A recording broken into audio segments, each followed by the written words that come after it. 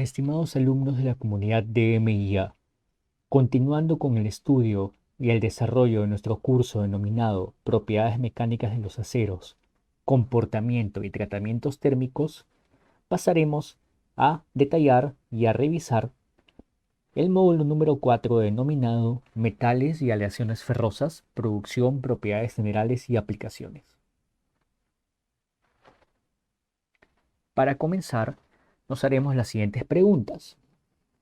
¿Alguna vez alguno de ustedes se ha preguntado cómo se obtiene el acero y sus principales perfiles utilizados en la industria?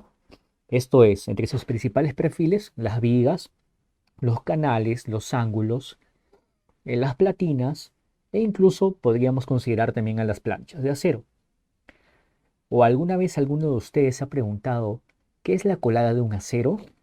Porque imagino que al haber trabajado quizá en control de calidad o en producción, han tenido acceso a certificados de calidad de materiales y se han preguntado en más de una oportunidad qué es una colada de acero.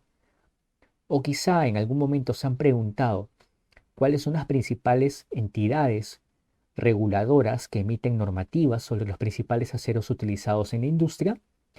Pues bien, estas y otras interrogantes podrán ser contestadas en su totalidad al finalizar el estudio del módulo número 4 denominado Metales y aleaciones ferrosas, producción, propiedades generales y aplicaciones. Bien, en la figura inferior izquierda podemos observar una planta o una acería, una siderúrgica, que básicamente es una planta en donde se va a procesar el acero. El acero, básicamente, como hemos indicado, en esencia es una aleación, no un metal, es una aleación entre hierro y carbono.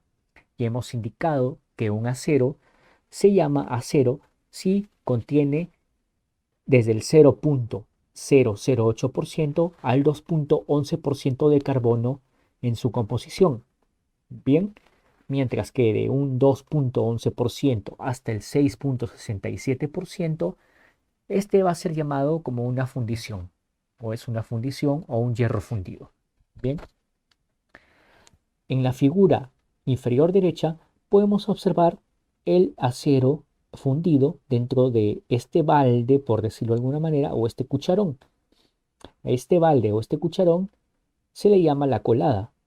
Bien, porque cuando se va a fabricar o a producir, por ejemplo, una plancha de acero, o se va a producir perfiles de acero como vigas, canales, ángulos, tes o platinas, una cantidad determinada del acero fundido o el acero líquido va a ser vertido desde esta cuba hacia las laminadoras para producir los perfiles. Cada cuba tiene una colada o corresponde a una colada de acero y tiene un número específico, como pueden ver en los certificados de calidad de materiales, tiene su número específico la colada que vendría a ser como el número del documento nacional de identidad o del DNI de una persona, para hacer la analogía. Bien, se le llama colada porque proviene del acero que es fundido en estado líquido y va a vertirse esa cuba hacia los distintos perfiles o lingotes que se van a producir. Bien, por eso es la colada, proviene de ese balde, por decirlo así, de ese metal fundido que tiene un número específico o un número de identidad único. Bien, por eso cada perfil de acero tiene una colada en especial. Bien, como hemos indicado, en la naturaleza el hierro no se encuentra en estado puro o en estado natural, en estado puro como por ejemplo el oro, sino que el hierro se encuentra en forma de mineral formando óxidos. Por ejemplo, acá en la figura del lado izquierdo tenemos la hematita, que es mineral de hierro, y en el lado derecho vemos que tenemos una serie de perfiles de acero, canales, ángulos y vigas. Como hemos indicado, el acero se va a procesar o se va a obtener desde el mineral de hierro original. Después de diversos procesos se va a obtener y se va a separar el mineral de hierro. El hierro se separa de este mineral de hierro y mediante ciertos procesos se va a convertir en acero. Aunque en la actualidad gran porcentaje del acero que utilizamos se recicla. Es muy importante y es una de sus grandes propiedades el acero es que es reciclable. Gran cantidad del acero que se utiliza es acero que ha sido reciclado. Bien, aquí tenemos un esquema de lo que básicamente ocurre en una siderúrgica al momento de procesar el mineral de hierro. El mineral de hierro, como vemos aquí, se encuentra en el lado izquierdo, se le va a adicionar otros componentes como piedra caliza y el coque, denominado carbón. El coque, los hornos de coque, que básicamente es carbón. Bien, esta piedra caliza se va a triturar, acá vemos una chancadora de quijadas, se va a triturar esta piedra de caliza y se va a los hornos de coque para después pasar a los altos hornos y mediante una serie de procesos se va a realizar o se va a producir el acero. Bien, ahora bien, ¿cuáles son las entidades encargadas de emitir normativas para los aceros utilizados a nivel industrial? En el Perú, al igual que en el resto de América Latina, nosotros trabajamos o nos basamos en las normativas americanas.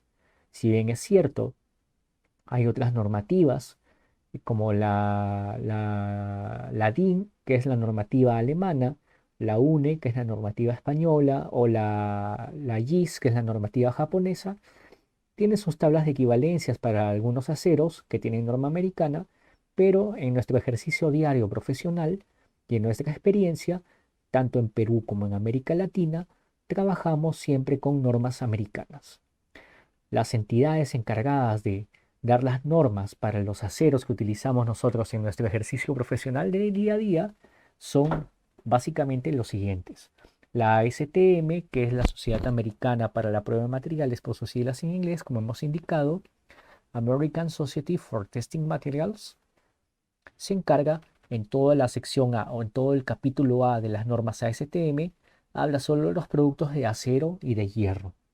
Bien, por ejemplo, los famosos aceros estructurales como el A36, el A992, el A572 grado 50, todos ellos son aceros normados por ASTM y son aceros estructurales. Bien, otra entidad encargada de emitir normativa para los aceros es la AIC, que es la American Iron and Steel Institute, por sus siglas en inglés, o el Instituto Americano para el Hierro y el Acero.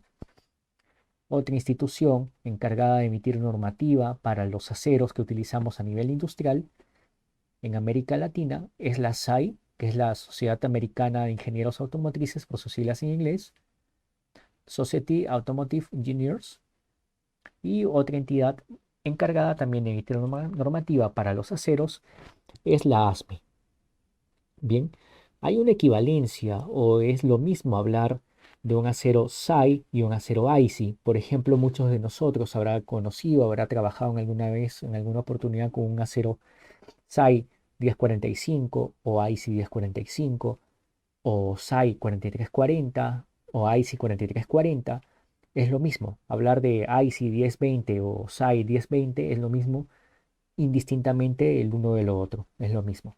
O hablar de IC 4340 o SAI 4340, es el mismo acero, es lo mismo. Bien, ahora en cuanto a la ASME sabemos que es la Sociedad Americana de Ingenieros Mecánicos, por sus siglas en inglés, y para el código de calderas y recipientes a presión, en la sección 2, que me habla de materiales, se mencionan muchos materiales de norma ASME que tienen su equivalencia con los aceros SAI o los aceros SAICI.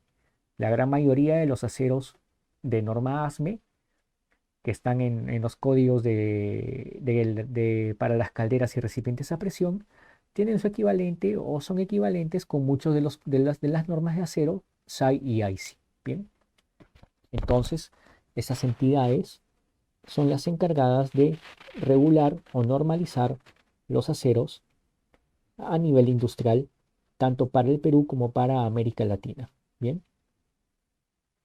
ahora, como hemos indicado, hay diversos tipos de acero. Ya hemos indicado en las diapositivas o en los módulos anteriores, en los módulos anteriores hemos indicado que hay diversos tipos de acero en función de la composición química de este material en función de la cantidad de carbono que presenta, en función de los elementos aliantes adicionales que presenta y en función de su microestructura o su arreglo atómico y su arreglo microestructural. Bien, de acuerdo a ello, se tienen diversos tipos de aceros con diversas propiedades para especificaciones o usos específicos. Por ejemplo, acá tenemos esta tabla para selección típica de aceros al carbono y aliados para diversas aplicaciones. Por ejemplo, tenemos acá para un alambre que se fabrica con un acero ICI o SAI 1045 o 1055. Tenemos que, por ejemplo, los árboles de leva se pueden fabricar con acero ICI o SAI 1020, un 1040. Que los ejes se pueden fabricar, por ejemplo, con un ICI 1040 o 4140. Que los engranajes diferenciales se fabrican con un 4023, con los engranajes para automóviles y camiones se fabrican, por ejemplo, con un acero 4027, 4032. No olvidar que estamos hablando aquí de los aceros SAI o ICI, ¿ok? Por ejemplo, pernos. ¿Con qué acero puedo fabricar pernos? Con un 1035, un 4042, un 4815 y así sucesivamente. Bien, por ejemplo, otra cosa también importante a detallar es que los aceros que tienen código 10 quiere decir que son aceros al carbono simples, o sea, los aceros simples al carbono, y 45 quiere decir el porcentaje de carbono presente en la aleación. O sea, 1045 quiere decir que es un acero al carbono con aproximadamente un 0.45% de carbono en la aleación. Bien, mientras que, por ejemplo, un acero IC 1020 es un acero al carbono con un 0.20% de carbono. Bien, ahora, como hemos también ya detallado, es muy importante saber cuáles son las principales propiedades mecánicas de los materiales. En este caso, para nosotros, para el acero, cuáles son las principales propiedades mecánicas a tener en cuenta que figuran en los certificados de calidad de materiales y que son el punto de partida o la base también para poder realizar un diseño en ingeniería. Bien, aquí tenemos este cuadro que me indica las propiedades mecánicas, características de aceros al carbono y aliados seleccionados en condiciones de laminado en caliente, normalizado y recocido. Bien, por ejemplo, tenemos acá un acero ICI 1020 que se presenta bien sea laminado, bien sea normalizado o bien sea recocido. Tenemos que la resistencia máxima a la tensión para un acero ICI 1020, pero que ha sido laminado, es de 448 megapascales, mientras que para este mismo acero ICI 1020, pero que ha sido recocido, la resistencia máxima a la tensión es de 393 megapascales. Para este mismo acero ICI 1020 laminado, tenemos que la resistencia a la fluencia o el límite de fluencia es de 346 megapascales, mientras que para este mismo acero ICI 1020, pero en recocido, su resistencia a la fluencia es de 294 megapascales. Eso quiere decir, en base a las propiedades mecánicas, que el acero ICI 1020 laminado tiene mayor ductibilidad que el acero ICI 1020, pero en un recocido. Bien, y la zona elástica o la zona en la cual se va a realizar el diseño en ingeniería es mayor para un acero IC 1020 cuya condición es laminado. También vemos que el porcentaje de elongación para un acero laminado 1020 es del 36% y que el porcentaje de elongación para este acero 1020 pero recocido también es el 36%. Sin embargo, observamos que para este acero IC 1020 laminado, el porcentaje de reducción del área es del 59%, mientras que para este mismo acero IC 1020, pero recocido, su porcentaje de reducción del área es del 66%. Bien, como hemos indicado, al ver esto nos damos cuenta de que el acero IC 1020, pero en recocido, tiene mayor ductibilidad que el acero IC 1020, pero en condición de laminado. Bien. Y también observamos que el acero IC 1020 laminado presenta mayor dureza que un acero IC 1020 pero recocido. El laminado 1020 tiene una dureza de 143 Brinell, mientras que el 1020 pero recocido presenta una dureza de 111 Brinell. Bien, tenemos aquí por ejemplo también el acero IC 4340 que ha sido normalizado o recocido.